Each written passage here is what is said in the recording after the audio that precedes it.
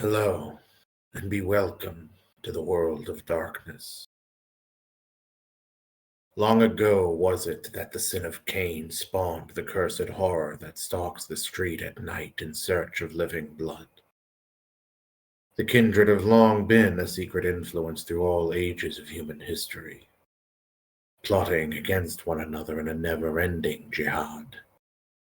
Their immortal progeny are among us to this day, hidden from the eyes of humanity by an elaborate masquerade. The time at the steeple, the time in mass, has come and gone.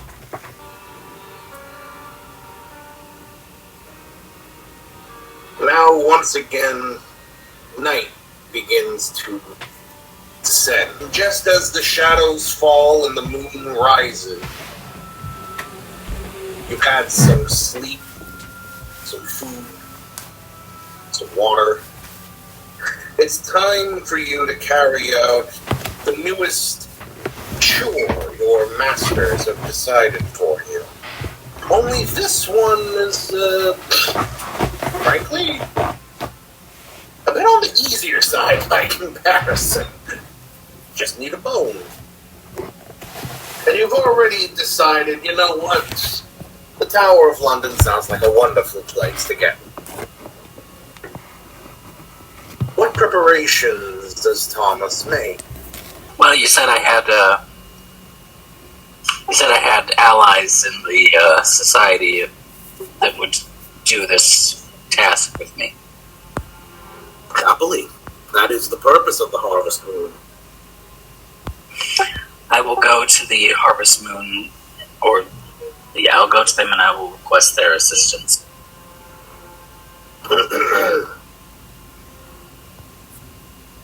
There are only 3 of the Harvest Moons within London, but each of them is a capable chap in his own right. Naturally, Mr. Byfield is one of them.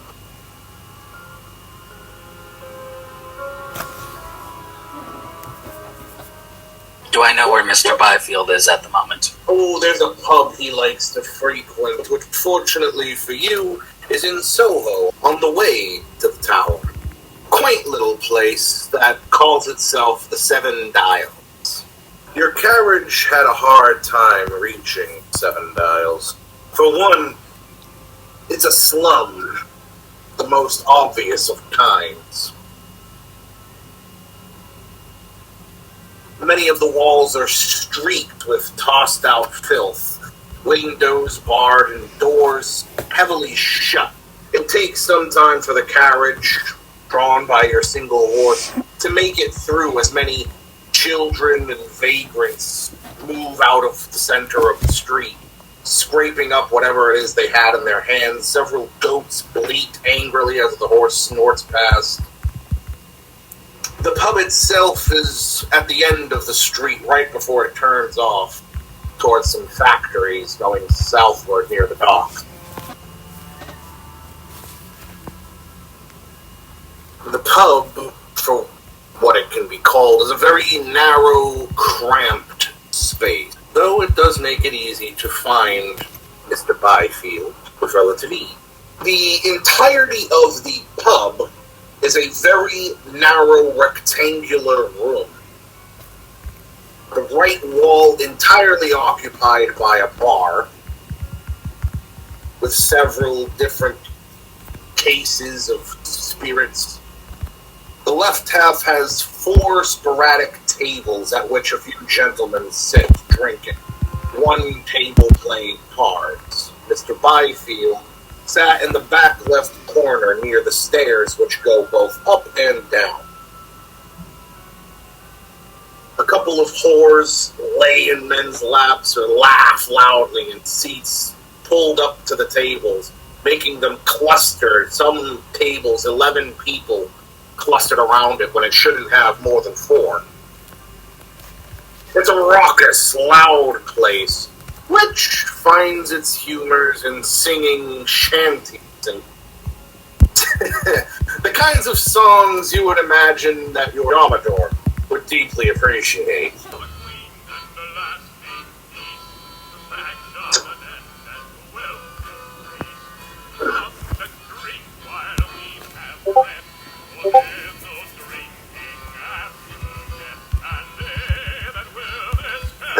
approach the table in the back of the pub, where Byfield sits with his fellow harvest moons. A couple of scruffy-looking men, not very friendly types by their appearance.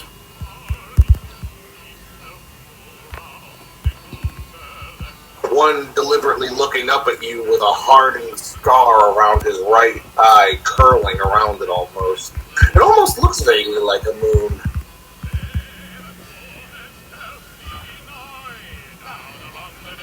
Byfield is the one who leans forward on the table, his elbows resting blatant upon it. In between them are a couple of lead plates with some food on them. Well, Mr. O'Connell, I wasn't expecting you here. My usual haunt. I give a friendly enough smile and say, Mr. Byfield, it's a pleasure to see you tonight. I assume you and your friends are enjoying your usual. We're just having a drink, celebrate a good evening. But now that you're here, I'm thinking you need something from us. That is a safe assumption. I require you and your boys' strength to help me with recovering some ingredients for a spell. Putting his hat down on the table, he leans forward. Not so loud, Mr. O'Connell. There's unawares peoples here. Not just me and my fine boys. You notice that none of the other people have given a single shit about your presence. But he does make a point. I give a nod. Excuse me. I say in a hushed voice, excuse me, I'm used to more socially aware. Holds up a hand. Perfectly fine. I'm flattered that you feel so at ease with me, that you speak so freely. I'm just looking out for you, as is my place. As one of the harvest moon. Puts his hat back onto his head. Will you be needing my specific services, Mr. O'Connell? Or will my two boys here be enough for you? Your two boys should suffice. It shouldn't be too hard work. I lean in and whisper. I require digging services. We got some tools in the back. They'll get the tools, meet you outside at your carriage. I believe I heard it pulling up. Of course. Thank you. He gives a solemn nod and motion for the two guys. Quick point to each before sweeping his hand over his left shoulder, suggesting, you two, go get the shit. Standing up, one grabs a last morsel of food from his plate, pops it in his mouth, another one emptying his bottle before clacking it down onto the table. Then the two immediately see themselves to go collect the tools. Byfield giving you a tip of his hat. I tip my hat and walk out to the carriage.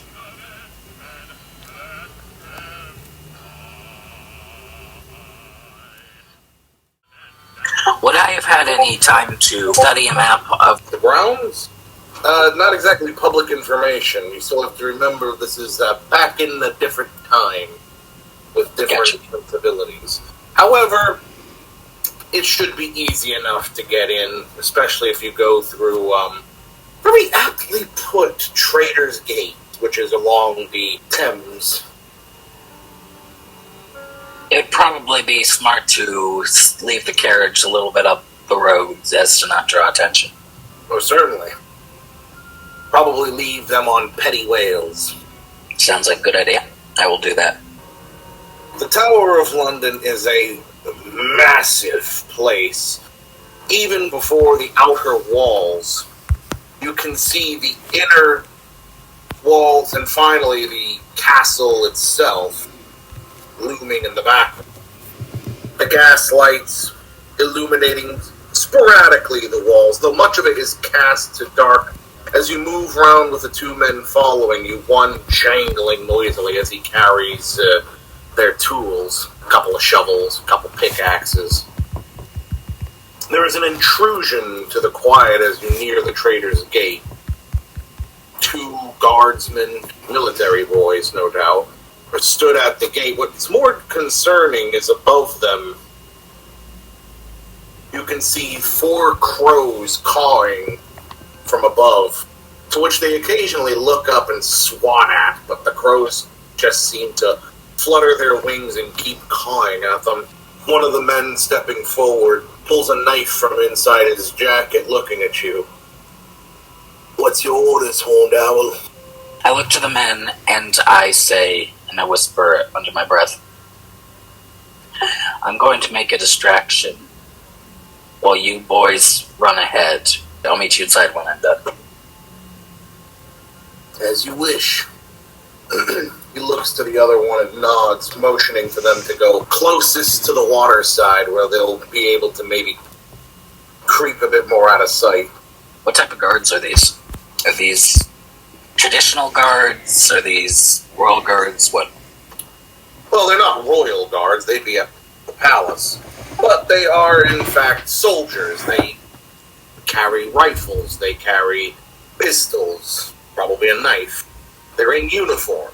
So it's a very distinctive uniform, a black-red pattern. They also don't have the signature hats of, say, the guards of Buckingham Palace. Have they seen either me or the boys yet? Not as far as you can tell. Okay. Can I get around them without alerting them? Yes, but then how do you get inside? There's only so many entrances to this place. True. And not only do you have to get through this gatehouse, you then have to get through the second gatehouse. And then, depending on the way you want to go, there's 2 different entrances into the grounds of the Tower of London, being either the Bloody Tower or going through the Wakefield Tower. I assume these grounds are barred to the public. Yeah, though at times, depending on who you are, you can have access. Mind you, in the modern day, it is actually an open tourist place, but that's a different story. Neither here nor there, yeah. What I can give you is general information that your character would know. Would these men be drawn away should I come up to them and report something? Depends on what you report, but yes. Okay. I will approach the men. Immediately as you approach, one of the guards holds up a hand, his rifle over his left shoulder. Yet before he can utter a word, you're both interrupted by a lot of fucking birds. I see the crows are giving you right old time, as it were. I say as I approach with a friendly smile. A whole bloody murder of them. Gestures upward. I'm sorry to inconvenience you boys, but I believe The guard looks up and waves his gun at the bird. Shut up, you fucking bird! The bird, looking down, unfazed, uncaring, seems to mock him. Out of character. They're set to only guard this area, right? They're not. So if I were to say I saw someone breaking into a house nearby, they would not react. You have common sense, correct? Yes. They are tasked with guarding the Tower of London. Yes, this is their official position. But depending on what you suspect and or report, they may be very inclined to go check it out. Okay. In fact, I will let you roll a wits and politics, if you wish. There's 2 things that would get them on guard. 1, socialists. 2, Indian rabble-rousers. You see, not everyone who come to England from the British Raj is exactly fond of England. Fair enough. I look to the men and say, I was heading back home to my estate, and I think I might have seen some figures of suspicious character wandering about the neighborhood. I believe they might be, I lean in. I think they might be Indian. I usually wouldn't draw much mind to them, but they seem to have been carrying some sort of, heavy crates. One of the guards all of a sudden fires at the tree, sending the crows fluttering away. He lowers his rifle, the other one glaring daggers at him. What? I couldn't fucking hear him. You bloody knobhead. Charisma and expression, or manipulation subterfuge. Manipulation subterfuge. Both the guards, they're a little on edge considering the crows, a little upset considering the fucking crows, and at the mention of possible Indian terrorism, no fine English boys are going to put up with that offense to Her Royal Majesty. Both of them give a stern salute, the one in front of you reaching out to pat your shoulder. You're a good man. We'll take care of it from here. Make sure you get yourself home safe, huh? Thank you very much, sir. Have a good day. They begin to pass, the second one going, it's night, before running after the other one. Not the sharpest one, that one, you're guessing? With that, the gates are now unguarded. Whoopsie! Do I have a rough estimation on how long it should take them? Well, they're not sprinting, so you should have a good 5 minutes for them to get there. Maybe another 5 to get back if they walk. But they did seem to believe you and think of you a good man, so they probably wouldn't assume you were lying. If they don't find anything, they might just go, well, must not have got here in time. Something along those lines, maybe. Yeah, I'll have to make a mental note to find another way out. I will head into the cemetery. You said the gates are are there any iron gates here, or are they just open? There is a solid, large gate. There is also a smaller, sturdy, wooden, banded iron gate to the side. Would I have to unlock these, or can I just pass through?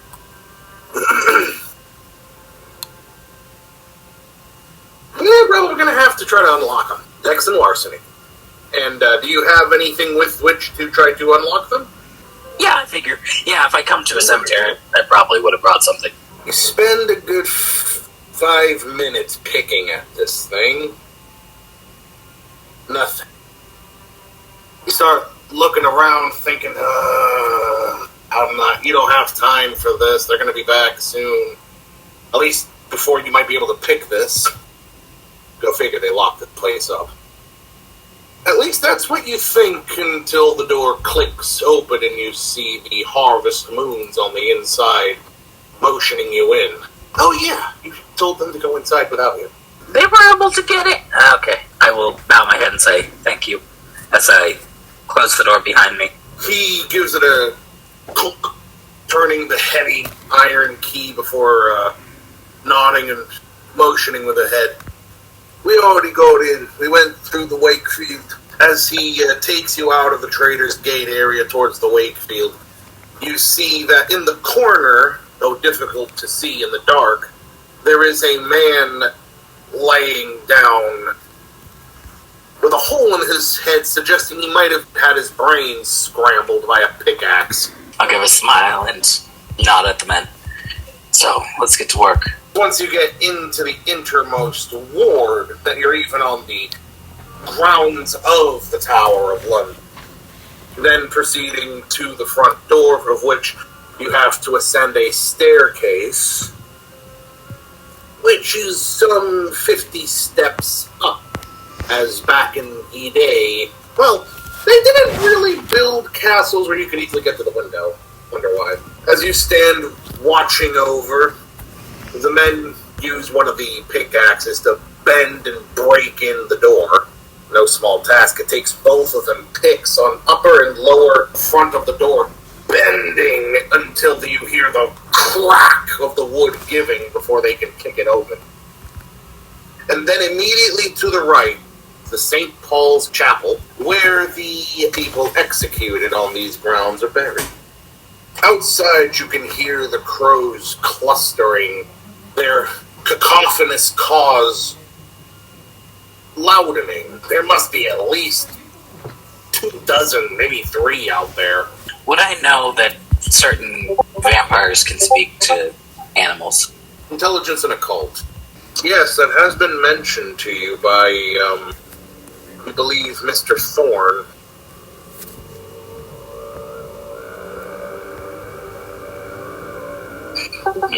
If I had to guess, these crows are going to report on me. Both of them had looked to you strangely. Report? Is there something we don't know about? I shook my head and say, "Oh, it's nothing." I clear my throat and say, certain spells are able to allow humans to talk to animals.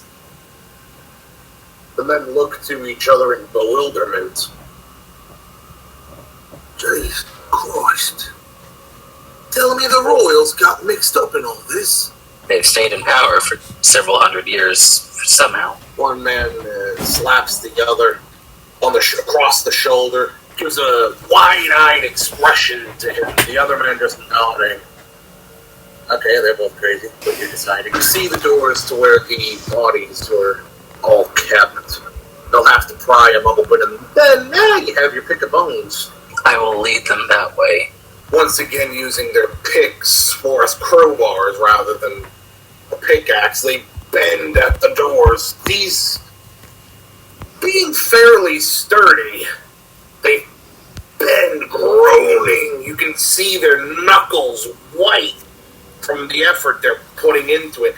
Veins bulging on their necks as the dusty interior kind of clogs the nostrils a bit. You finally begin to hear one of the doors bend. Give me help here! Give me help! The other one grabs onto the pick, pushing against the back of the head and pulling with the weight. The door bursts open, allowing a foul stench to emanate out. The stench of old death. It smells like the inside of a tomb, only mixed in with the mildew and general growth of an underground stale air. Both men pull bandanas up over their noses. I'll do the same, or I'll pull a handkerchief over my mouth. One begins fishing for a lantern in his bag, lighting the wick and closing it. He holds it up in front of him as they proceed inside with you. Out of character, these are people executed by the crown, correct? Oh, yeah. Okay, I'll continue inwards and, out of character, are there any windows in this, the crypt? Nope. Though you can hear the crows seeming to, as you take a glance backward from the windows, you can see them flying around the windows, dozens in number, cawing loudly. Give a wits and alertness. You can hear wind coming inside. The door must have come open. And you also get a strange feeling you're not alone in this place. I know of spirits, correct? Yes. And I probably know that tortured souls tend to leave spirits behind. Well, you know of wraiths, but they're different from spirits. No, I'm talking about tortured individuals. They tend to have a hard time moving on. Yes, the restless dead do tend to be fairly restless. So there's a good chance we are not alone in this room for this. It's a chance. It is a chance.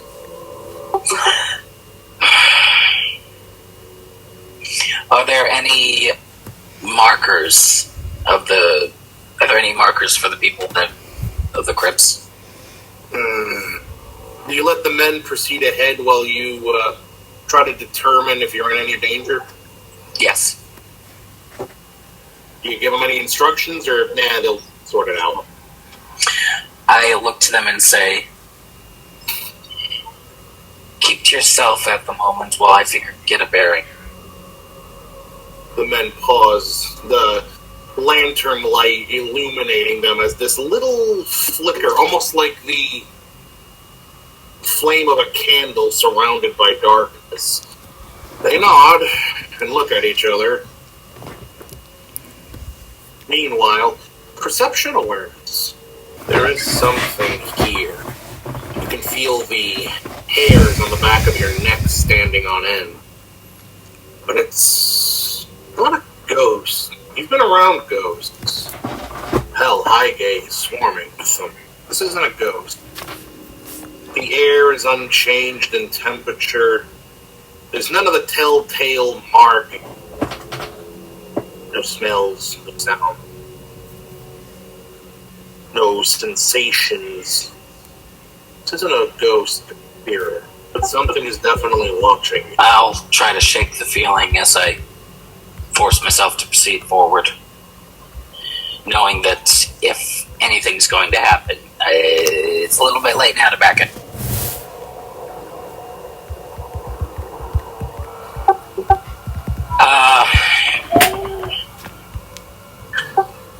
I'll go to the different graves, see if there's any, see if there's any names, dates, etc.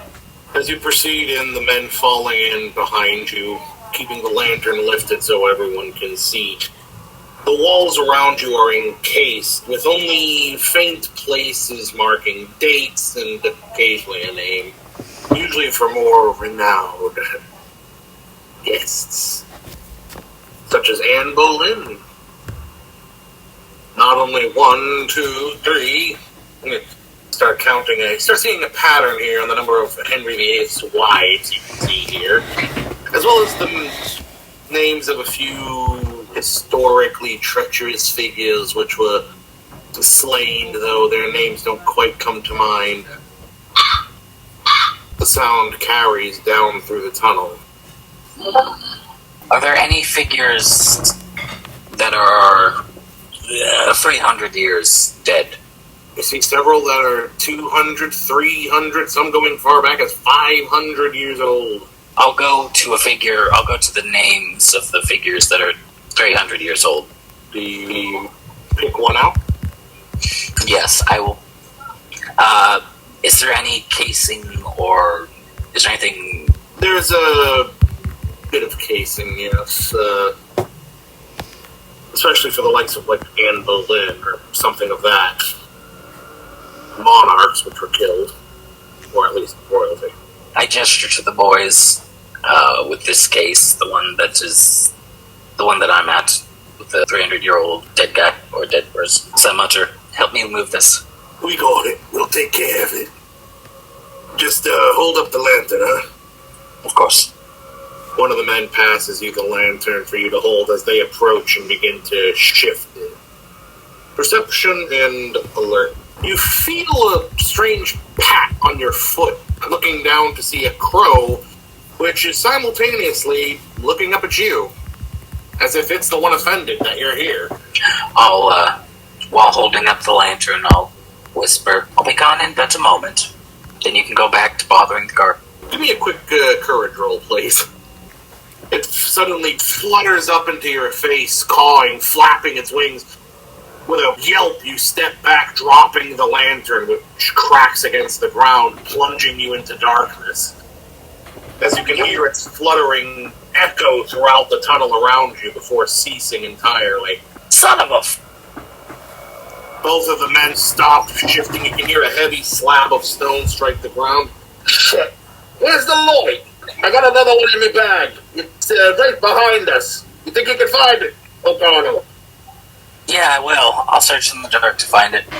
Perception and alertness. Feeling around across the floor, you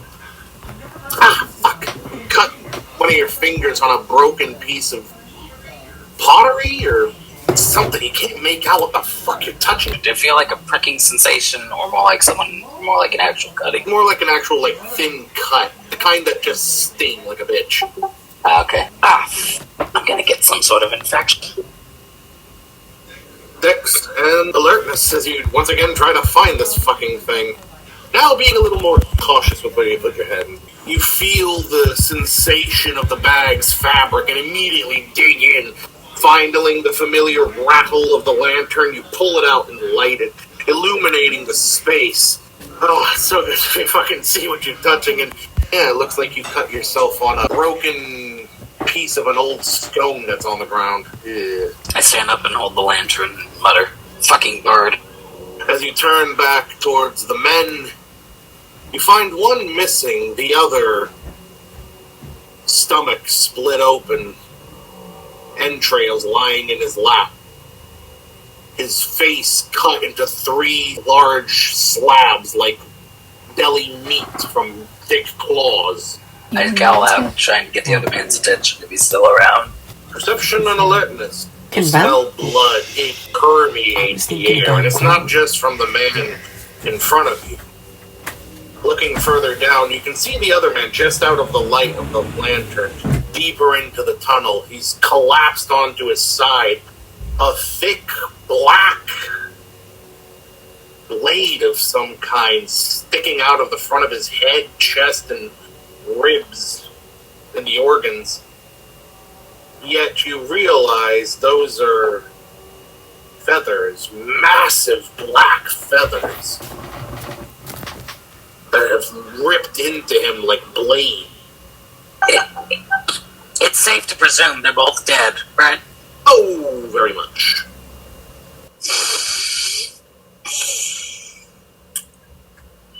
Did they get the case open by chance? Yes. I'm going to reach in and grab a handful of bones. Who are you? The voice comes from deeper in. I clear my throat and say, I'm I'm O'Connell. I stutter there for a bit. Have I disturbed you? What is your purpose here, worm-spawn? I've come here to retrieve some bones and leave. If I'm disturbing you, I apologize. What is it you want the bones for? Out of character. I'm fucked. Give a perception alertness. See if you can find what the fuck is trying to talk to you. If nothing else, that might determine whether or not you want to keep entertaining it. Though common sense would say, you might want to get the fuck out of here. This thing doesn't sound happy. And as you're looking around with the lantern, you can't see shit as to where this thing is. Save for the lantern, which provides a cone of light before you. You can't fucking see what's happening in 5 inches in front of your face without it. I mutter. I require the bones for a ritual. I see. You hear a loud tapping.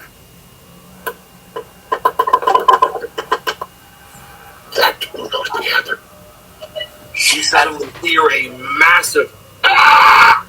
as coming from the darkness swiftly is a 8-foot-tall man crow. Run! That's stamina athletics. You're not a kindred. You can't get tired. Out of character. I probably shouldn't have answered that one, shouldn't I? No shit! Oh, well. Charging out as fast as you can, hoping the men's bodies slow it for an instant.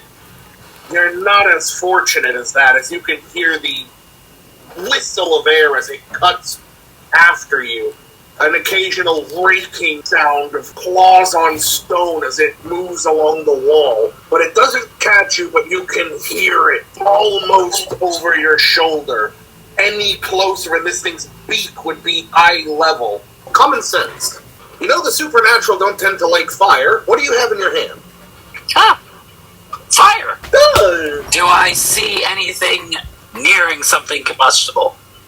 Or sorry, something that would catch flame? Common sense, you don't have time for something like that. What you do have at your disposal is feathers. Get what I mean? Yeah, I see what you mean. I'm gonna toss the lantern at the creature. Strength, potence, athletics. Turning, you thrust the lantern outward as it clatters against the wall, combusting momentarily before falling beneath. The creature soars over top it for you. Well, now you have a choice. It's coming for you, and you ain't going to be able to turn around and run before it's on top of you. What are you doing? You said I used a match to strike the lantern, right? Yes. I still have the match book on me, right? Yes. Okay. I'm gonna try to strike a match and throw it on him. Common sense, that's retarded.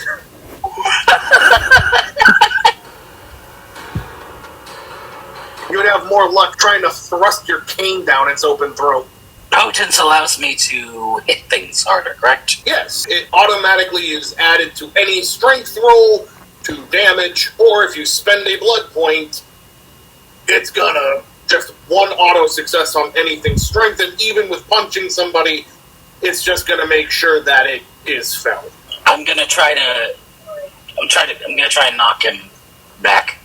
I'm gonna hold my arms. I'm gonna try to shove him back with my shoulder. Strength, potence, brawl. As you rush forwards, thrusting your shoulder out against the creature, it strikes you down like a hurricane. You are taken off of your feet as it springs you forward, knocking you through the doors your men had previously cracked open into the chapel as you go sprawling under one of the pews. Roll your stamina. Can I try to force the doors shut? You can certainly try, yes. Can I slam the doors? Yeah. How much damage? 4 bashing. Oh, wait a minute, you're not a kindred. 8 bashing, so technically your bruise is lethal. Okay. Fuck. Roll your stamina. You need to stay conscious, or spend a willpower to force yourself to stay on your feet. I guess I'll have to... Okay, fuck. Oh, the O'Connell feels the, no doubt, deep bruising all along his ribs and shoulder where he collided with the creature. If nothing else, kept the thing from coming into the chapel for the moment, but he refuses to allow the darkness which began to creep into the edge of his visions to overtake him. Pushing himself up and clutching his ribs, he runs to the doors. Can I slam them shut? Buying myself some time. Strength, potence, and athletics. Ooh, rushing to the doors, you throw out your hands just as you see it begin to move to depart. You slam close the door in its face. It echoes throughout in the chapel around you. You suddenly feel a pressure of the door pushing itself against you as the very spirit of the door begins to work on the side of the were-raven. Is there anything I can quickly throw in front of the store, or is it all too out of range? 100% spirits. You can flip at that. And because you know what spirit it is, the spirit of the door, your odds go up. Out of character. Am I going to have to do anything sexual for this? Thankfully, not quite. Though, maybe pinch your nipple if you want to get lucky. I was about to suggest that. Anywho, I call out, Spirit of the Door, I demand you stay shut. As I say, as I pinch my nipple. Oh yes, 2 hands into the mouth, suck them clean, pinch the nipple, charisma and intimidation. You better, or I'll give you a titty twister you'll never forget. If you have any willpower left over, now would be the time to use it. As you command the door to close, the spirit of the door suddenly wavers. You can feel it rattle on its hinges before it slams sealing itself as though made of stone. Quickly pulling away and snatching some of the fallen bones from the ground, you flee, barely making it out. By the time you hear the ravens cawing above you. End of scene, and when we come back, we'll go on to Elizabeth. Out of character. Fuck those ravens.